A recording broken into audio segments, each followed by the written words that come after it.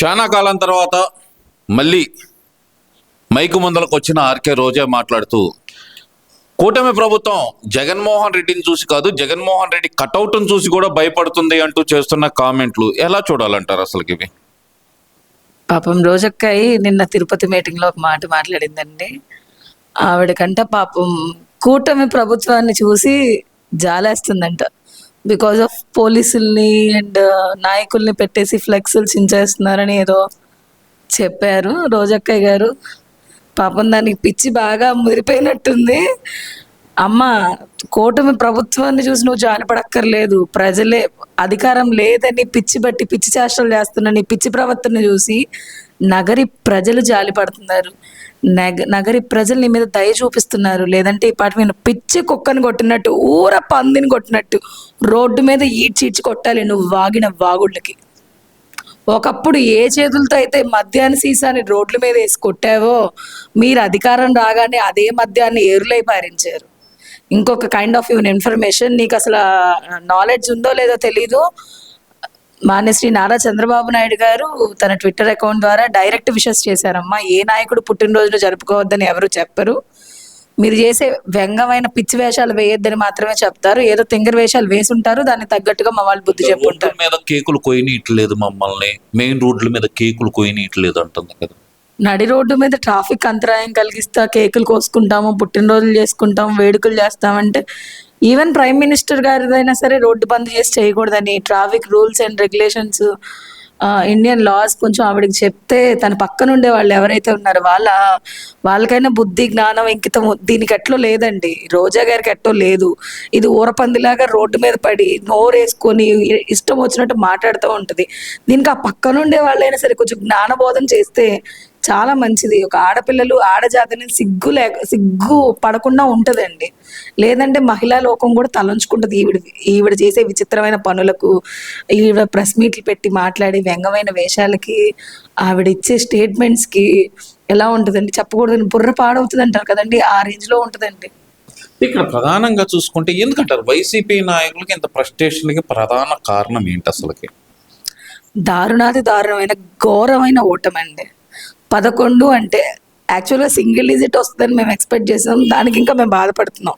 ఎంత కష్టపడి ఇన్ని సంవత్సరాలు, 5 సంవత్సరాలు బట్టి ప్రతిపక్ష ఈవెన్ గౌరవంగా ఉండేటువంటి సభని కౌరవ సభగా మార్చి ఎలాంటి దరిద్రమైన పనులు చేశారో అసెంబ్లీ సాక్షిగా మనందరం చూసాం.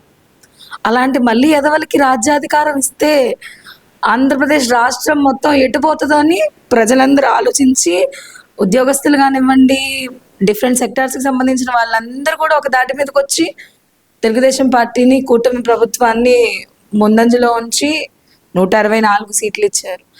ఈ విజయాన్ని, వాళ్ళ అపజయాన్ని భరించలేక వాళ్ళకి పిచ్చి ముదిరిపోయి ఈ జగన్మోహన్ రెడ్డి గారితో పాటు వీళ్ళకి కూడా బెడ్లు బుక్ చేయాలేమో అని థాట్స్ ఏపీ ప్రజలకు వచ్చేలా చేస్తున్నారండి వీళ్ళ బిహేవియర్తో. అంటే ఇప్పుడు మొన్న మధ్యకాలంలో అనంతపురం నేతలతో మాట్లాడుతున్న జగన్మోహన్ రెడ్డి కానీ, లేదంటే నిన్న కడప నేతలతో మాట్లాడుతూ కానీ, నేను పలావ్ పెట్టాలనుకున్నాను, చంద్రబాబు బిర్యానీ పెడతానని ఆశ చూపించాడు, ఇప్పుడు పలావు లేదు బిర్యానీ లేదు అనే మాటలు అయితే మాట్లాడదు. ఈ తిండి గోలు ఏందంటారు మధ్యలో? అసలు నాకు అర్థం కావట్లా. అంటే 3 కోట్లు పెట్టి ఎగ్ పఫ్ తినే అంత గొప్ప ఘనత ఉంది కాబట్టి వాళ్ళు మాట్లాడేది తిండి, బిర్యానీ, పలావ్ గోలే అండి. ఒక కరెంటు విషయంలో, కరెంట్ అమ్ముకున్నప్పుడు ప్రజలు చేస్తున్న పోరాటానికి, ఆందోళనకి సపోర్ట్గా దిగి జగన్మోహన్ రెడ్డి అధికారంలో ఉన్నప్పుడు ఇదే మాట మాట్లాడితే బాగుండేదండి.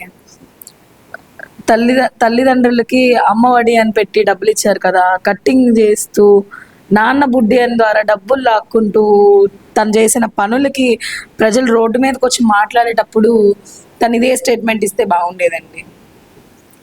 ఇదంతా ఒక ఎత్తు అయితే కనుక జగన్మోహన్ రెడ్డి దగ్గర నుంచి ఆర్కే రోజా కానీ, అంబటి రాంబాబు కానీ, రీసెంట్గా చూస్తే గతంలో మాజీ సకల శాఖ మంత్రి అయిన సజ్జల గారు కానీ, మేము త్వరలో అధికారంలోకి వచ్చేస్తున్నాం, మీ అందరంతా తేల్చేస్తాం, బెదిరించే విధంగా, ఈవెన్ అధికారులను కూడా బెదిరించే విధంగా వీళ్ళు మాట్లాడుతున్న మాట తీరు అసలు ఎలా చూడాలంటారు దీన్ని?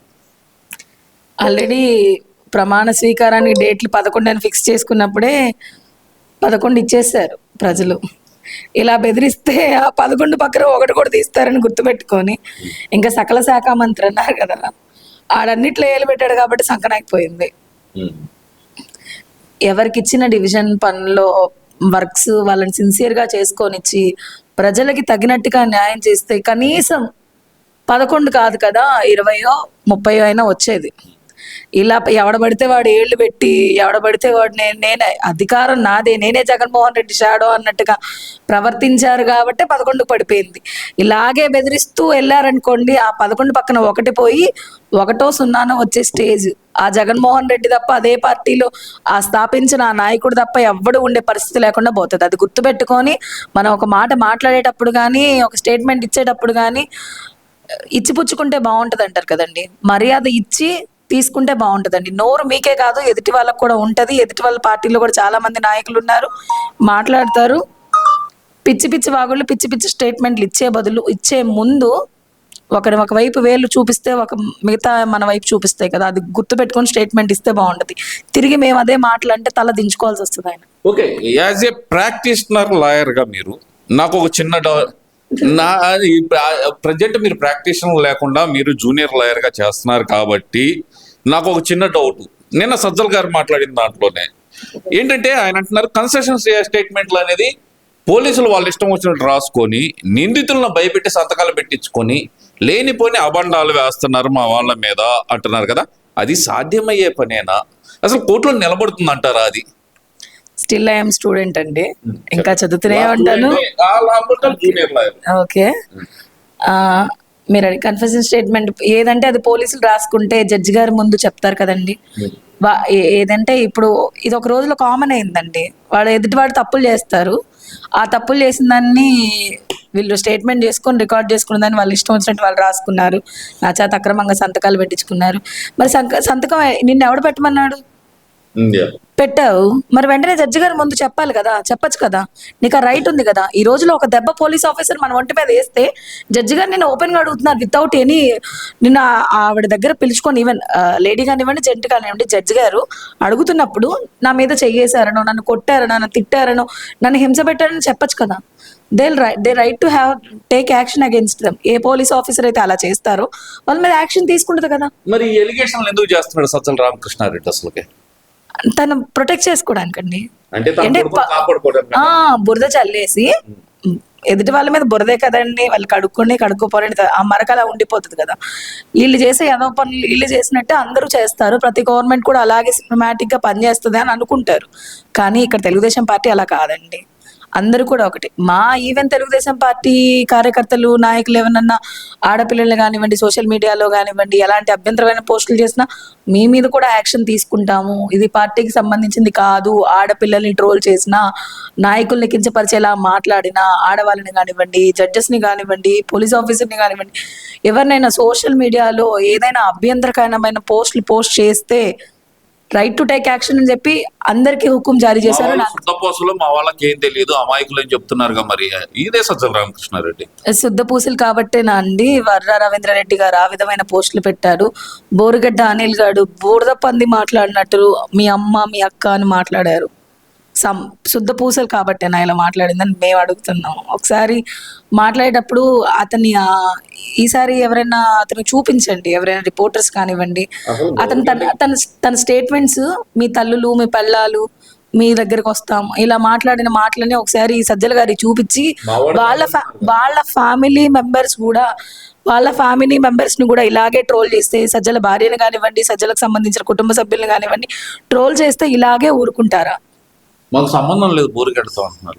మరి ఎందుకు ఇచ్చారు? బురద పందిని మాట్లాడినట్టు మాట్లాడి కండవ కప్పుకొని మాట్లాడుతుంటే ఆ రోజు నువ్వు ఎవడరా నా పార్టీకి సంబంధించిన వాళ్ళని మాట్లాడడానికి, నా పార్టీ టవల్ వేసుకొని నువ్వు ప్రశ్నించడానికి, నా పార్టీని అడ్డం పెట్టుకొని నువ్వు చేయడానికి ఒక ఎమ్మెల్యే నెల్లూరు మీకు తెలిసే ఉంటది రెడ్డి గారు, ఆయనని ఓపెన్ గా ఫోన్ కాల్లో రికార్డెడ్ బయటకు వచ్చిందండి.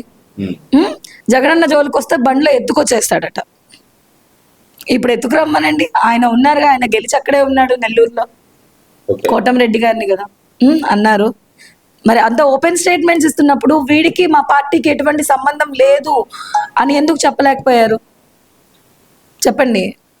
పార్టీకి మాకు సంబంధం లేదు, వీడు మాకు ఇప్పుడు వీడు అరెస్ట్ అయ్యాడు కాబట్టి పార్టీ పేరు వీడి ద్వారా ఎవరైతే ఏమేమి చేయిస్తున్నారో అన్ని బయటకు వస్తాయి. తనతో పాటు సజ్జల రామకృష్ణారెడ్డి గారితో పాటు వాళ్ళ కొడుకుకి ఈవెన్ జగన్మోహన్ రెడ్డికి కూడా శిక్ష పడుతుంది అనే ఒక భయంతో మాత్రమే ఈ రోజు ఇవన్నీ బయట పెడుతున్నారు. మాకు సంబంధం లేదు. ఆనాడు ఎక్కడికి పోయారండి? ఆనాడు వింటూనే ఉన్నారు, చెవుల్లో ఏమన్నా పోసుకొని ఉన్నారా?